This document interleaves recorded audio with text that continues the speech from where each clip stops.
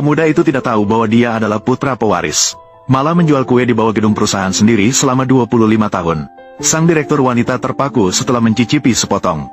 Saya membuka kuenya dan menemukan sebenarnya ada bunga krisan di dalamnya. Itu Tian.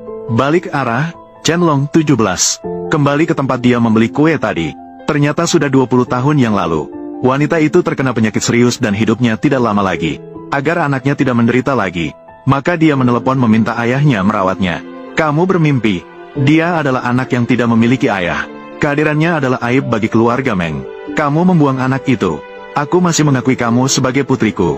Saya akan segera mengaturnya. Tim medis terbaik untuk merawatmu. Tidak mungkin. Tian adalah satu-satunya harapanku. Aku bahkan jika harus mati, tidak akan pernah meninggalkan anakku. Maka aku akan seolah-olah tidak memiliki putri sepertimu. Tanpa disadari, anaknya mendengar semuanya di luar pintu. Dia dengan cepat menenangkan diri dan pergi ke depan ibunya. Mengeluarkan kue yang dibuat sendiri. Dan jam tangan kartun yang dibelinya dengan uang yang dikumpulkannya. Ini adalah hadiah ulang tahun yang dia berikan kepada ibunya. Wanita itu melihat putranya yang bijaksana, air matanya langsung berlinang. Setelah anak laki-laki itu berdiri, dia menahan emosinya. Mengatakan bahwa dia sangat menyukai hadiah ini. Kemudian dia meraih tangan untuk menyentuh putranya. Namun melihat bekas luka di bahunya, wanita itu tidak bisa lagi menahan emosinya. Maaf, ibu tidak sehat. Menyebabkan kamu menderita begitu banyak. Aku tidak menderita. Ibu yang menderita. Ibu harus disuntik dan minum obat setiap hari. Hari ini adalah ulang tahun ibu. Putranya berbalik, mengangkat kue, dan mengambil sepotong. Mengatakan bahwa di buku tertulis bahwa bunga krisantemum bisa meredakan panas dan nyeri. Dia meletakkan banyak bunga krisantemum di dalamnya. Semoga kue ini dapat meringankan penderitaan ibu. Dia tersenyum bahagia melihat ibunya makan kue. Dia menunggu sampai ibunya tertidur. Dia memutar kepala dan melihat ke arah ponsel. Dengan diam-diam, dia mengambil ponsel dan pergi. Kemudian, dia menelepon kakek yang belum pernah ditemuinya. Kemudian, dia kembali diam-diam dan meninggalkan surat di atas meja. Dia berlutut di samping tempat tidur ibunya lagi. Dia membungkukkan kepala dengan tulus. Setelah bangkit, dia melihat ibunya sekali lagi. Dengan sedih, dia meninggalkan rumah sakit. Wanita tersebut terbangun dan menyadari anaknya tidak ada di sampingnya. Dia hanya melihat surat di atas meja. Ketika dia membuka surat itu, "Ibu, maafkan kepergianku tanpa pamit. Aku juga ingin selalu bersama ibu. Tapi aku tidak bisa dengan tulus. Melihat kondisi ibu terus memburuk. Kakek sudah menyanggupi saya. Selama saya pergi, dia akan menyembuhkanmu. Kamu pasti akan sembuh dengan cepat. Anak laki-laki selalu mencintaimu." Saat itu wanita akhirnya mengerti. Anak laki-laki mungkin akan pergi. Dia yang kehilangan anaknya berlari keluar dari rumah sakit seperti orang gila. Dia berteriak dengan keras di jalan. Nama anak laki-laki, Xiao Tian.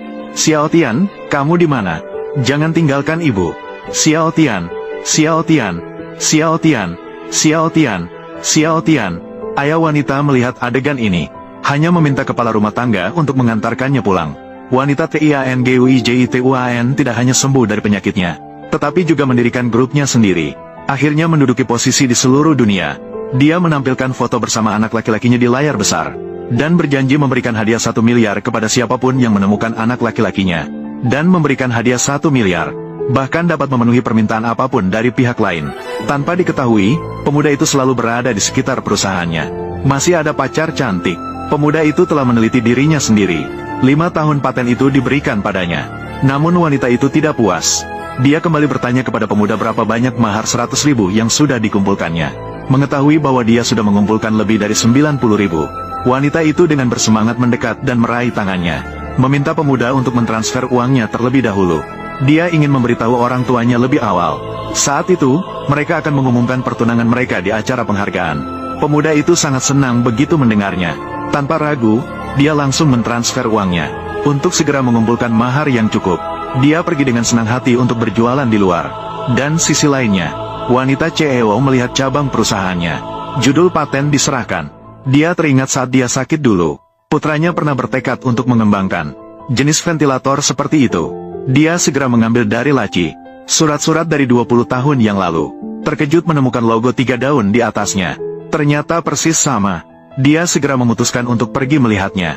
Di jalan, dia melihat seseorang menjual kue-kue handmade. Lalu pergi ke sana dengan sekretarisnya.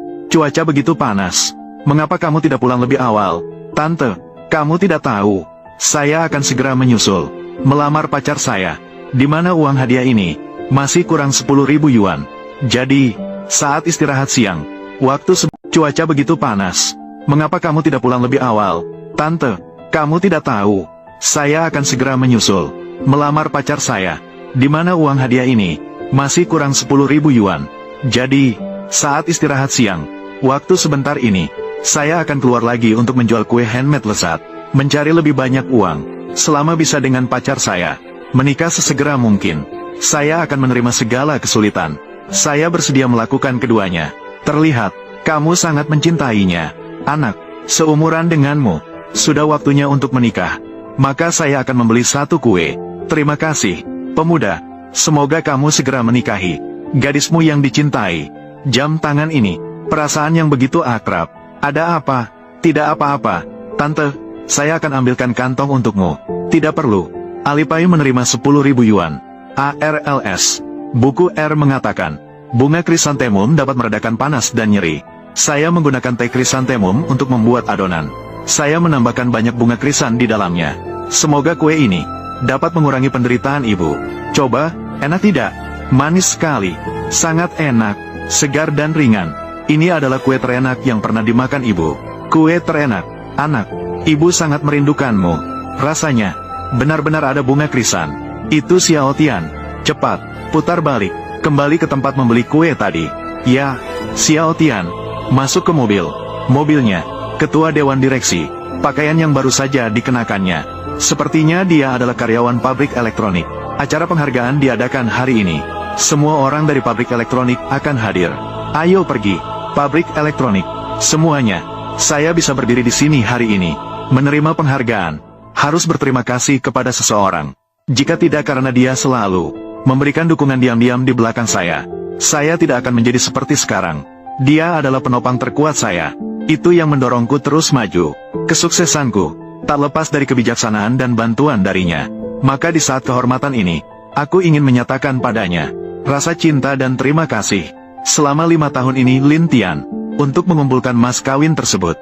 Bangun pagi, tidur larut malam, bekerja keras untuk menghasilkan uang. Ya, setiap hari lembur bekerja. Begitu ada waktu luang, dia langsung pergi berjualan kue di pinggir jalan. Bahkan harus begadang di malam hari, mengeluarkan paten desain. Benar-benar pria baik. Akhirnya, Lin Tian, saudaraku, akhirnya berhasil keluar dari kesulitan. Hari ini aku tidak hanya ingin menyatakan terima kasih, aku juga ingin melamar dia. Dia adalah Jiang Mengtingku, pria yang akan tetap bersama seumur hidup. Dia adalah Sue Sao, Sue Anjun. Hari ini, aku bisa berdiri di sini, menerima penghargaan. Aku tidak bisa hidup tanpa dia yang selalu ada di belakangku. Pengorbanan dan dukungan diam-diam. Sayang, kamulah yang membimbingku saat aku bingung. Memberikan petunjuk, kamulah yang begadang untuk mendesain paten untukku. Jika tidak ada dukungan diam-diammu, pengorbanan dan dukungan, tidak akan ada kejayaan saya hari ini. Hal-hal ini tidak layak disebut. Semua ini adalah yang seharusnya saya lakukan. Mengting, apa yang kamu bicarakan? Yang jelas akulah yang begadang, berjuang mati-matian untuk membantumu. Paten desain, saya dan Sue Sao sudah memutuskan. 3 hari kemudian, akan diadakan pernikahan. Sue Sao adalah keponakan manajer pabrik, sebuah bakat, dan Nyonya Jiang. Mereka memang pasangan yang cocok. Ini dihitung sebagai apa? Saya juga dengar bahwa ayah Sue Sao adalah kepala cabang perusahaan grup, pemimpin besar. Dia datang ke sini, hanya hiasan belaka. Jiang Mengting. Sekarang, naik daun menjadi terkenal. Tidak mungkin, Mengting pernah bilang akan menikah denganku. Di antaranya, pasti ada kesalahan. Salah, ada apa? Kau katak bermata juling. Masih ingin makan daging angsa. Memang begitu. Sekarang Mengting diakui. Posisinya meroket. Kau orang miskin. Jangan berangan lagi. Apakah kamu salah paham? Kamu sampah. Untuk menikah denganku, menikah denganmu. Terus